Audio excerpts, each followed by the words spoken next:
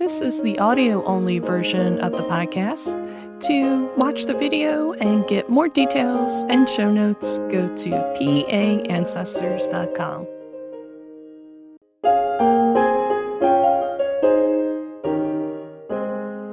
This is Denise with PA Ancestors, and I'm here in my slippers and some really cozy clothes to talk about journaling.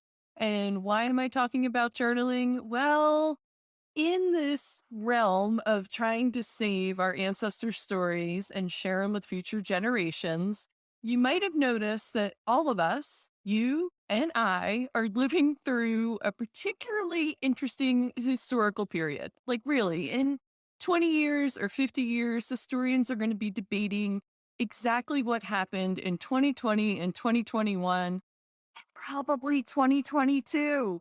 I mean, it's unlikely whatever is going on right now is going to wrap up tidy with a bow on December 31st of 2021.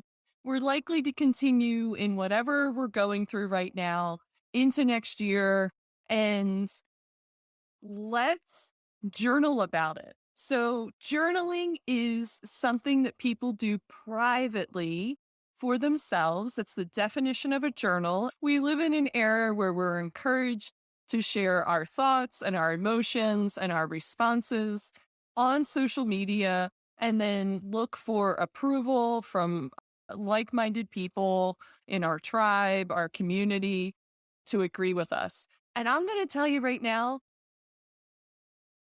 that's not helping anything.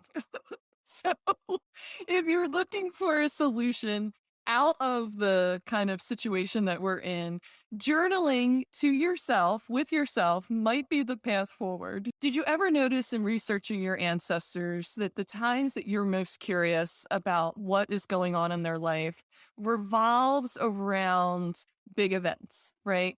So, like when my ancestors filled out those draft cards for World War I and World War II, I really wanted to know, like, were they excited to do that? Were they reluctant? Were they hoping they got picked? Were they hoping that they didn't? What was going through their head? And I have no idea. I don't have letters. I don't have journals. I don't have diaries. I don't have anything. I don't have a newspaper interview. And for our descendants, just think broadly, descendants in terms of your community, they're going to be looking at us like, did everyone think the same way about what was going on? And the answer to that is no. It can look like that on social media, but in reality, people have things going on individually in their lives that they want to carry forward in the future. So here's my tips for journaling. I'm going to keep it short and simple. The first thing with the journal is it's private, right? It's private. You keep it for yourself. So if you want to share with people in your life that you've taken up the practice or the habit of journaling, that's fantastic. It could encourage other people to take up journaling. Because again, I think that people being honest with themselves in private and recording their, let's say, impressions or reactions or feelings about what's occurring right now for them in their life is going to be the thing that kind of gets us through, both individually and collectively, through what's going on right now. Here are my journals from 2020. You can see on the spines, I have dates. Some of them I use these little moleskin notebooks. So those don't have spines, you know. And this in 2020, I literally used the stuff that I had. So these were journals that we had gotten at conferences and conventions where they gave them out as giveaways. Some are lined, some aren't. And I just used those. I was like, I'm going to use up what I have before I start something new. My journal for 2021 is almost full. I went for a bigger size for this one and all handwritten pages. So lots of thoughts about what's been occurring in 2021, both in my family's life, with me personally, and then, of course, world events, because we can't avoid those world events at this point.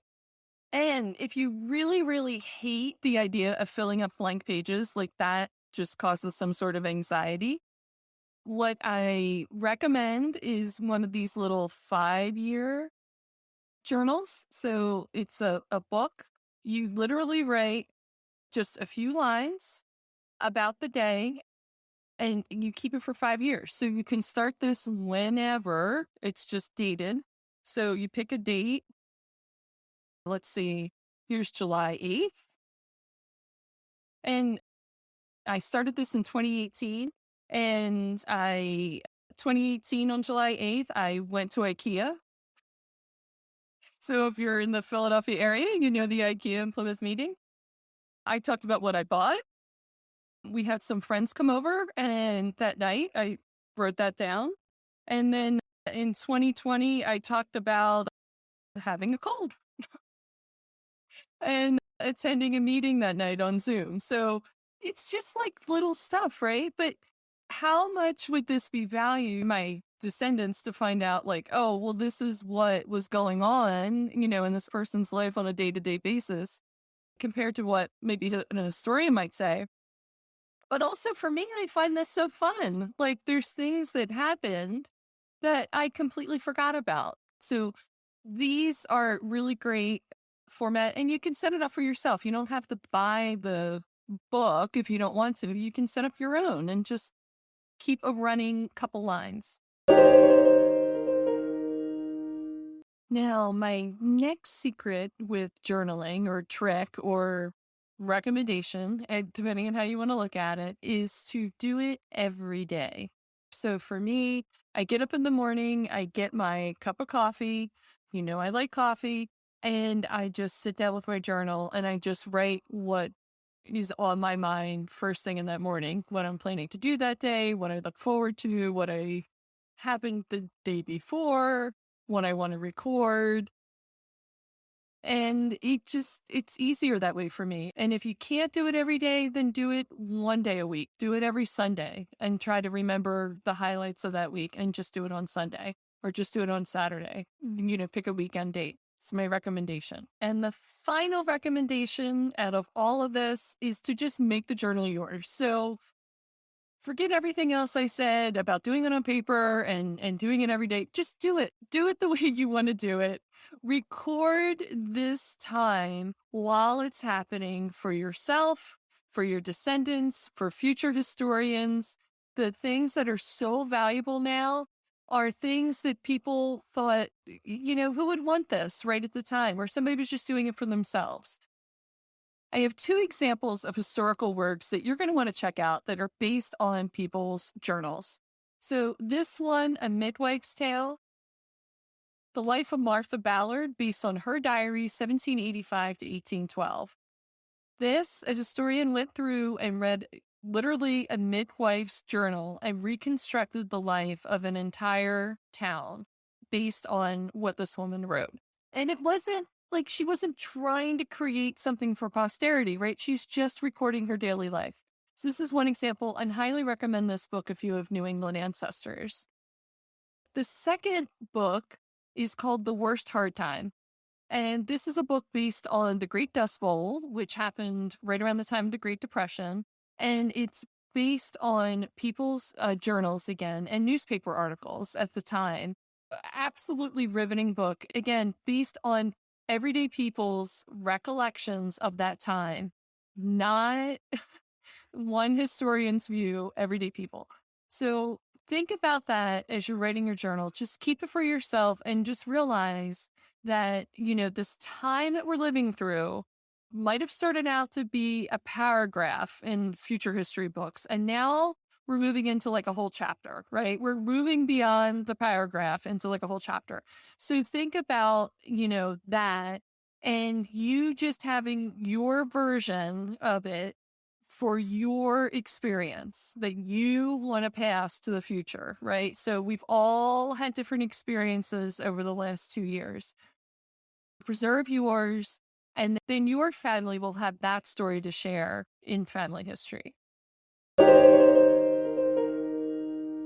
I hope this inspires you to get started with journaling. If you would like some prompts, some ideas of things to write about, newsletter subscribers are getting the secret password to a post I have with a list of prompts that they can access to kick off their journaling. If you're not on the newsletter, go ahead and hit this link below to subscribe. For me today, I've got my coffee. I actually go through because it's the end of a month. The October just wrapped up. I go through and reread all my journal entries from October and look to see what I learned that month. What are the themes? What are the things I already forgot about that happened? What do I want to learn and carry forward with me to the next month? So I've been doing that every month. Today's the day. I'm going to do it today. I take some time.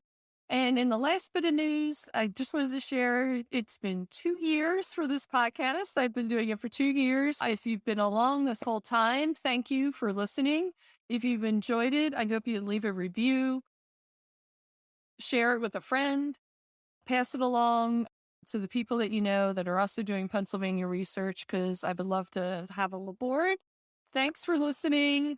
I look forward to hearing about your journal entries. Just the fact that you're journaling, I should say, not the actual entries themselves. Keep those for yourself.